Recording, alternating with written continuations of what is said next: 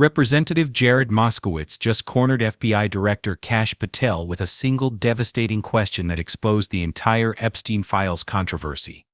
What started as Patel's confident deflection, on what basis, ended with him committing to investigate the very estate he'd been protecting.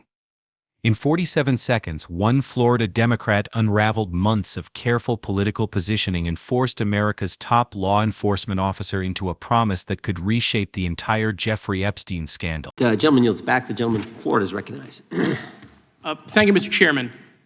Before I begin, I want to caution my colleagues on, one-sided violence in this country. We just heard that there were no riots on the right. We're literally sitting in the building where there was a giant riot by supporters of the president, the right. We also heard that only leftists, have said that Trump is a Nazi. In 2016, the current vice president of the United States said, Trump is either a cynical asshole or he's America's Hitler. And so this is the problem. I don't want to have to say this garbage, but you want me to sit here and get painted with one brush, the whole left. No, there are extremes on the left, and there are extremes on the right. And we collectively should tackle that. But to come here and just look at us and say we all support what's going on in the extremes is why we can't solve anything in this building. Director, let me say first, thank you for being here, and my condolences on the loss of your friend. And I'm happy to hear that you want to do more on the social media platforms, It's crazy what's going on the social media platforms. There are so many conspiracy theories on what's going on with Charlie Kirk. Israel assassinated him, right? There are conspiracy theories about your personal social life all day. It is totally rampant.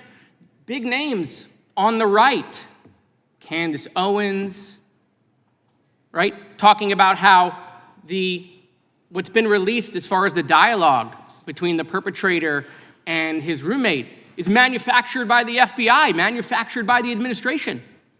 It is totally rampant, allowing foreign governments to just perpetrate these platforms, all of these bots, all of the time to weaponize Americans.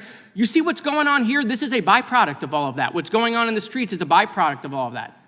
What's happening is you see people celebrate Luigi Mangione is a byproduct of all of that. And so if we want to do something, then we should talk about Section 230.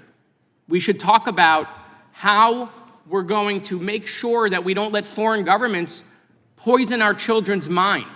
And so I will work with you on that, Director. I'll work with you on 230 any day. No problem. So now, that was the good part.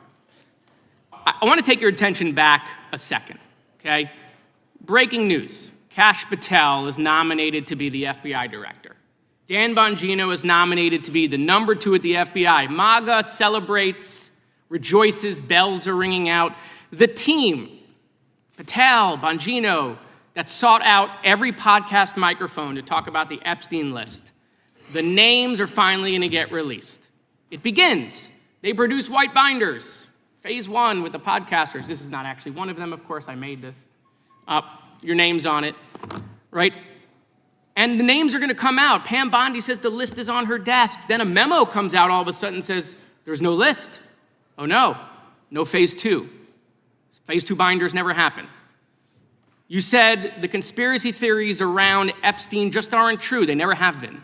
And yesterday, in an answer to Senator Kennedy, you said the FBI is not in possession of any credible evidence that Epstein trafficked girls to anyone but himself. So according to your testimony yesterday and in this committee, according to the evidence the FBI has, the number of names on the list are 0. No, zero. The index has been released, and the number of people involved in that trafficking operation were charged in 2018. Other than Epstein and Ghislaine Maxwell, your testimony in the Senate and here is that according to the evidence you have, the number of other names is 0. That were charged based on credible evidence. Well, who are the other names? Give me the other names that weren't charged. we are not releasing the names of anyone because the Department of Justice never does that, of anyone that didn't have any credible information to attack them. Let me move forward. The president has, you've seen the picture of the woman's body with the writing and the president's signature. The president says that's not his. Okay? President says it's not his. The Republican colleagues say it's not his. The administration say it's not his. Will you be opening up an investigation into the Epstein estate for putting out a fake document with the president's signature linking him to the world's largest pedophile ring? Will you be opening that investigation into that? On what basis? On what basis? They literally put out a fake document, according to the president, with a fake signature. It's a forgery of the president of the United States signature. That's the basis. Sure, I'll do it. Okay, I look forward to that investigation. Am I over? Thank you, Mr. Chairman. I appreciate your diligence. Gentleman's time has expired.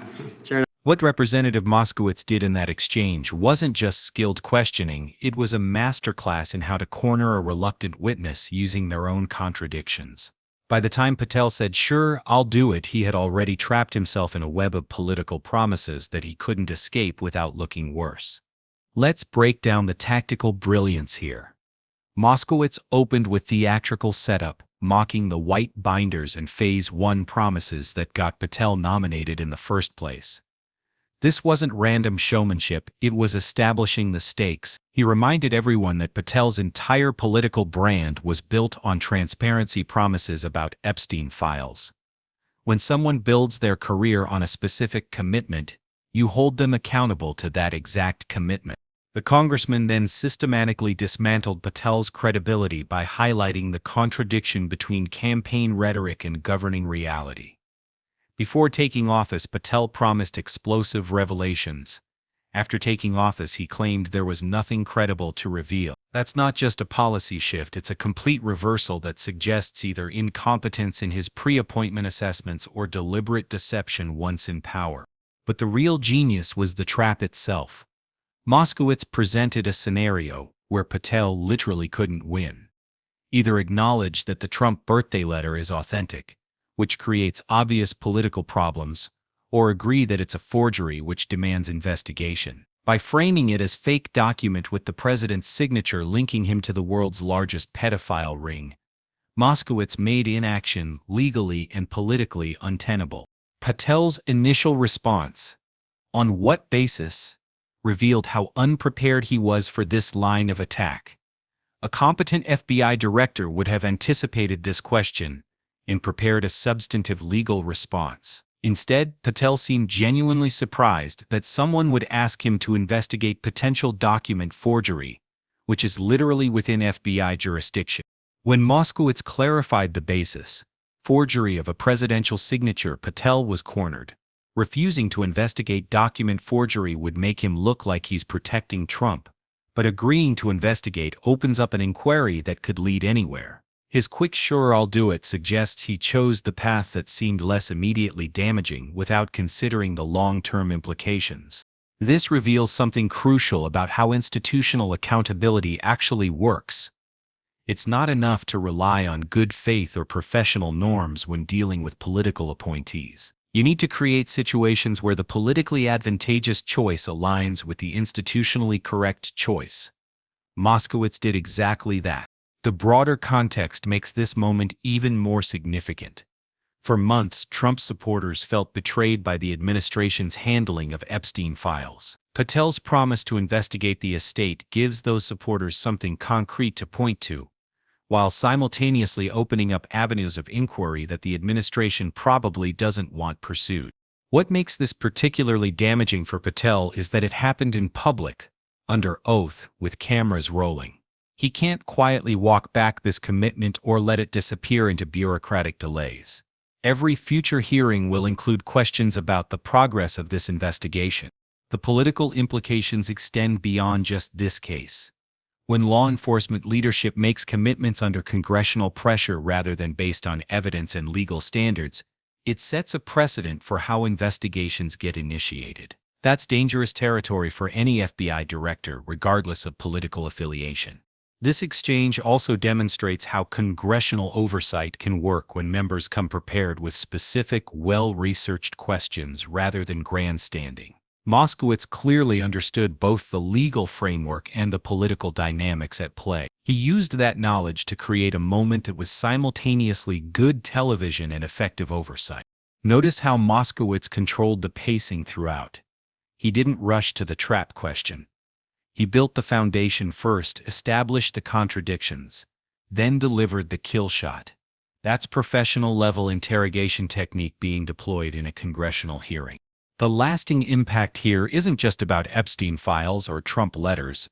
It's about establishing that political promises have consequences, that congressional oversight has teeth, and that even Trump appointees can be held accountable when confronted with skillful questioning and impossible choices.